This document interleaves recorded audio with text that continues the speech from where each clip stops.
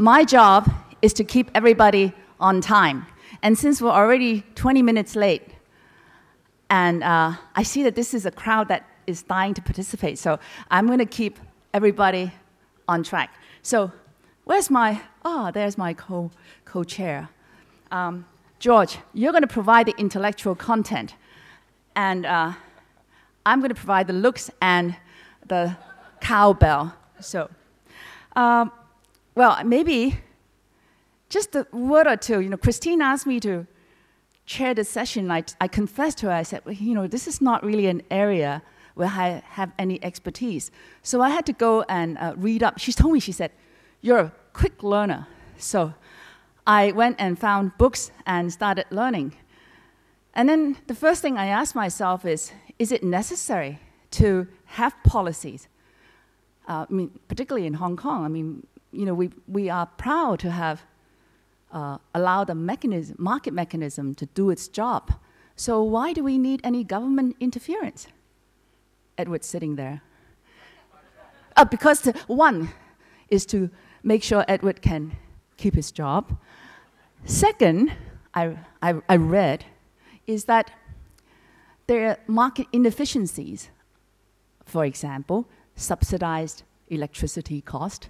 So the commodities that are involved are not at market price, therefore the market mechanism is not functioning. Thirdly, and I think that is a very important point, particularly for this conference, is that there are a lot of hidden costs that are not recognized by the market. For example, the climate, or the impact on the climate. So, I have now decided that it is extremely important to have government involvement, very important to have Edward and your team to help formulate the correct policies. So this is going to be a very important session for me to learn. Now, without wasting more of your time, George, say a few words. Okay. He's my expert, by the way. As a lot of speakers have talked about, a large part of the greenhouse gas and carbon pollutants actually are buildings. And in a lot of the more developed cities, most of it comes from existing buildings. And as a landlord of a lot of the shopping centers in Hong Kong, we are obviously one committing that crime too.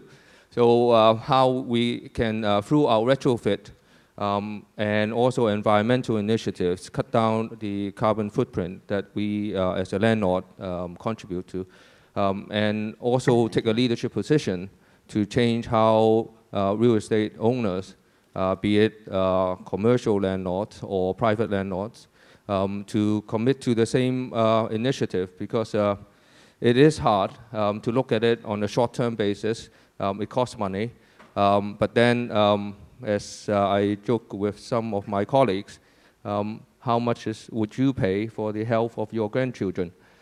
So perhaps that's the best way to bring it to home and let people realize how important it is for us to engage in this. Thank you. May I invite the three contributors for part one, Professor Marco Imperadori from Milan. I think if I can invite all three of you to come on stage, and then Mr. Michael Geissler from Berlin, and Mr. Victor Gornov from Moscow. So. Thank you. Thank you very much. Thank you. Thank you. Thank you very much. Are you going there? And each of them will speak for 8 minutes.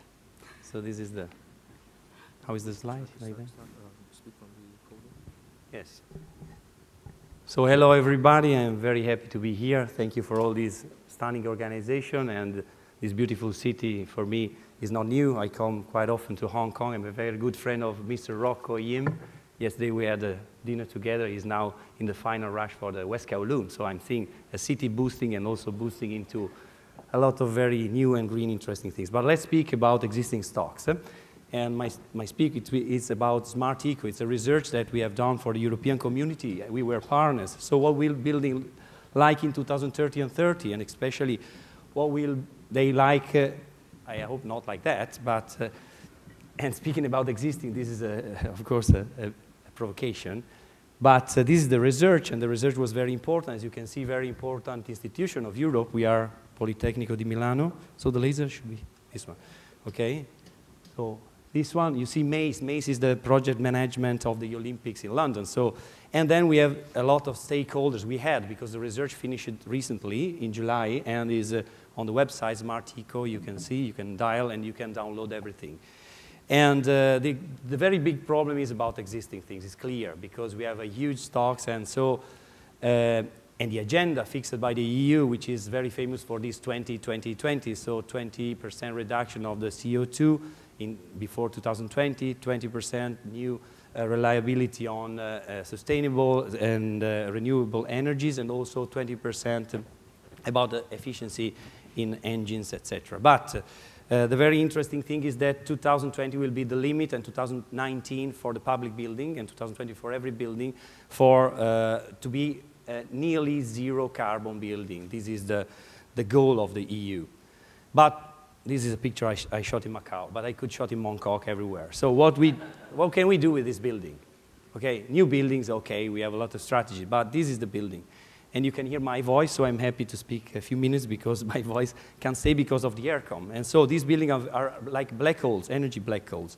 So do we know how to get there? These are very interesting experiences, especially Germany was very leading in that, in transforming stocks, you can see, from this situation to these, from this to this. So giving even new shapes. But what we can do from this, you can see, transforming, cutting it, transforming it, but more than that, adding new performances, so new insulation. The very big problem of the building is like to compare it like an F1. An F1 car, you can work on the engine, but you can work on the aerodynamics. And the aerodynamics of a building is the envelope. And we should work more on the envelopes, because what I can see everywhere is that there is no protection from, no sun shading from the windows, there is no insulation. And so a building like that is very poor in its own, let's say, performances. So we need a lot of energy to create the comfort. So the policies are to go on and to upgrade and to push on the transformation, to add new layering, as you can see in these pictures. It's very important to add new layering and new insulation, and instead of burning oil, transforming it into insulation. I hope you know that on 100% of oil we take every day, 96% is used for burning it, for transportation or cooling or heating. It's stupid. We can transform it into insulation, providing a less, let's say, energy demanding building. So from this to that situation, you can see technology is there. You have plenty of new materials. I don't want to speak about that, but maybe there are still politics here. Politics are very important because you are decision makers, and politics come from the Greek words polis, which is the city. And so these technologies are available, and you can apply from the outside to the inside. So it's plenty of application of new technology from green, let's say, industries to also chemical industries. Doesn't matter, because we have a lot of very interesting products going on in Europe. Or also extreme, like these recycle of bottles for making insulations. You can see there inside. Or these using thermoreflective material. So in the Smart Eco we collected, you can see this is a Chinese seller on the sand, and she has also reflection, and these are the materials used for thermoreflective. They come from the NASA, from the aerospace, and now they can be applied to the building, or better glazing, better performances, or sun shadings. For example, turning these into this, so making a new shape, a new architecture, and better city, but also better inside and better environment, and demanding lower carbon quantity. So getting to the end, as I'm also a designer, I show just one example, a bit deeper. We did in Milan, for example. And Italo Calvino said the creativity is a place where it rains inside. And I like to call this building, I'm showing a Matryoshka house, so because it's a kind of house in a house, like, you know, the Russian puppets. And this is existing building. It was industrial building, typically of Italy. Low rise, you have bigger high rise. But anyway, how to transform this into a living space without destroying it? Because when we destroy a building, we have to use energy also in destroying a building. So the policy of Smart Eco in the EU is not to destroy, but to improve, to use the structure, whether the structure is still usable. And then from these, going into this by, adding a new shell, like, something inside, a box in a box, we call it also in this case, new insulation, new functions inside, new insulation on the top, ventilation on the roof, for example. Inside is a new shell with new insulation and even new technical services. And so also here you can see the final output, the final outlook is an updated flat. So from industrial to updated flat without destroying. This is possible, and so New York, the mayor was there before, has turned it into lofts, many of former industrial buildings. So their policy about refurbishing without destroying is very interesting. In Europe, we are going in that direction. The problem sometimes is about heritage.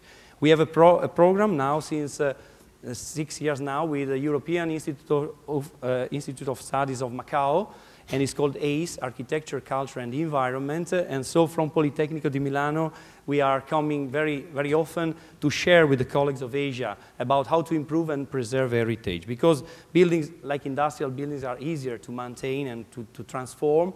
A cathedral or, let's say, a palace, historical palace, maybe a bit more difficult. So getting to the end, I have 1 minute left, so my voice resists. So the aircon hasn't distracted all my voice. Anyway, this is not the technology I want to push.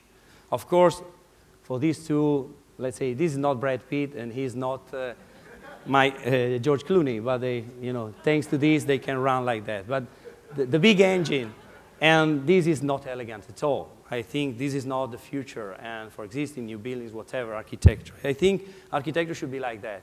Should be very elegant and trusting in natural power. I'm very much sustaining about nuclear power, but the nuclear power of the sun. The sun is the biggest nuclear central we have, so we need to use it much more. Sun creates winds, sun creates power, suns give a lot of opportunities, and so you will speak, you have heard a lot about electricity, and I say, okay, also electrical cars, but think also about cyclical energy building, and I always speak about filter buildings that can even clean the air, and cyclical buildings to create cycles of use of materials, energy, and finally, to create a new horizon. So I think we are committed to create a new horizon by restoring and retrofitting the existing building. Thank you.